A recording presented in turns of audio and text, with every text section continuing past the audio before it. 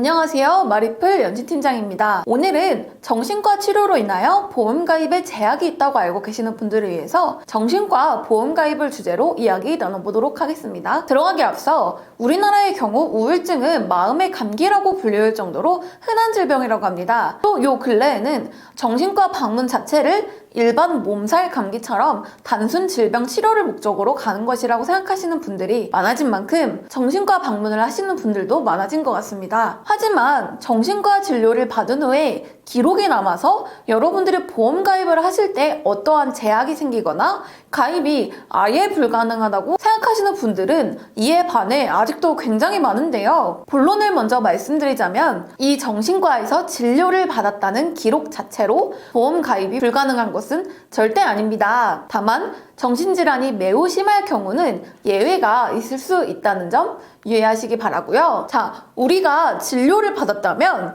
약물 치료를 하게 되는 경우가 굉장히 많죠. 진료를 받아보신 분들은 아시겠지만 상담 치료를 진행 후 약물 치료를 하는 것이 일반적이에요. 하지만 이렇게 투약을 할 경우 보험 가입 시 첫 관문과도 같은 고지사항에 해당하게 됩니다. 먼저 일반 건강체 보험의 고지사항을 간략히 말씀드리자면 첫 번째, 3개월 이내에 병원 방문 시 의사로부터 다음과 같은 의료 행위를 받은 적이 있습니까? 질병 확정 진단, 질병 의심 소견, 치료, 입원, 수술, 그리고 투약. 두 번째, 1년 이내에 의사로부터 진찰 또는 검사를 통하여 추가 검사를 받은 사실이 있습니까? 세 번째, 5년 이내 의사로부터 진찰, 검사를 통하여 다음과 같은 의료행위를 받은 사실이 있습니까? 입원, 수술, 계속하여 7일 이상 치료, 30일 이상 투약. 여기서 약을 복용할 경우 해당할 수 있는 사항은 3개월 이내 투약과 또는 5년 이내 7일 이상 계속하여 치료, 그리고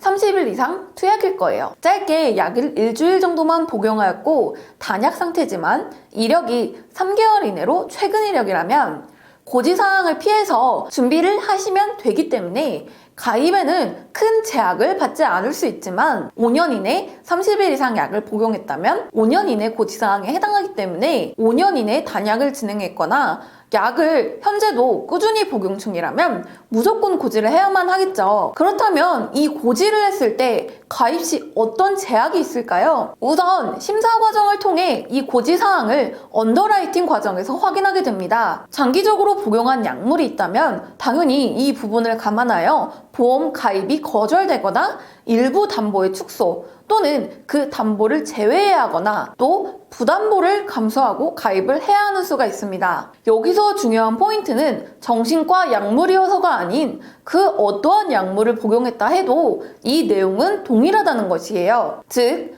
정신과 약물을 복용해서 제약이 발생하는 것이 아닌 약물을 장기적으로 복용한다면 그 어떤 약물이어도 고지사항에 해당할 경우 가입이 거절이나 제약이 생길 수 있다는 것입니다. 또한 보험사에서도 단순 정신과 진료 기록으로 보험 가입을 거절할 수 없으니 이 점도 꼭 참고하시기 바라고요. 자, 그렇다면 오랜 기간 약물을 복용한 이력이 있거나 복용 중일 경우 보험 가입은 아예 불가능한 것일까요? 그렇진 않습니다. 우울증이나 공황장애, ADHD 등 약을 복용 중이신 분들도 충분히 큰 제약 없이 보험 가입이 가능한데요. 바로 간편심사보험입니다. 앞서 말씀드린 일반 건강체 보험 고지사항과는 조금 다른 고지사항을 갖고 있으면서 말 그대로 보다 간소화된 문항을 고지한 후 가입할 수 있어요. 종류는 고지사항에 따라서 여러 가지로 나뉘어지고요.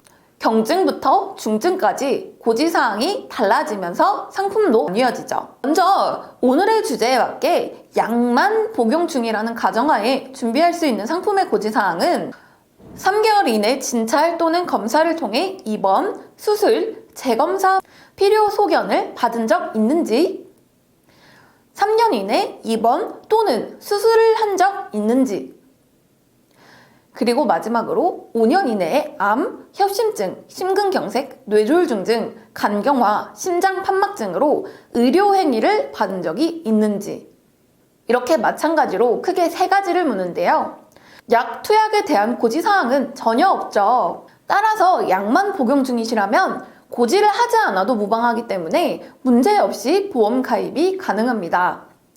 당연히 이 외에 해당하는 병력이 있다면 고지는 무조건 해야겠죠? 이 상품의 가격이나 구성이 궁금하신 분들은 위 연락처로 연진팀장에게 말씀 남겨주시면 꼼꼼하고 세심하게 구성해서 안내 드리겠습니다. 마지막으로 주의사항 한 가지만 말씀드리도록 할게요. 만약 고지사항에 해당함에도 보험을 가입하기 위해서 고지사항을 일부러 지키지 않고 가입을 하시는 분들이 계신데요. 이럴 경우 고지 의무 위반에 해당하기 때문에 보험이 강제로 해지되거나 불이익을 받을 수 있기 때문에 꼭 고지 의무 사항을 잘 지켜서 가입을 해야 합니다. 오늘은 정신과 진료 기록이나 약 복용 때문에 가입을 망설이시는 분들을 위해 이야기 나눠보았습니다. 여러분들의 궁금증 해결에 오늘 영상이 많은 도움 되었을까요?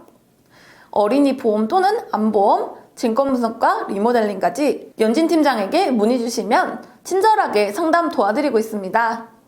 마음 편하게 더보기란이나 댓글에 기재되어 있는 연진 팀장 연락처로 마구마구 궁금증을 남겨주세요.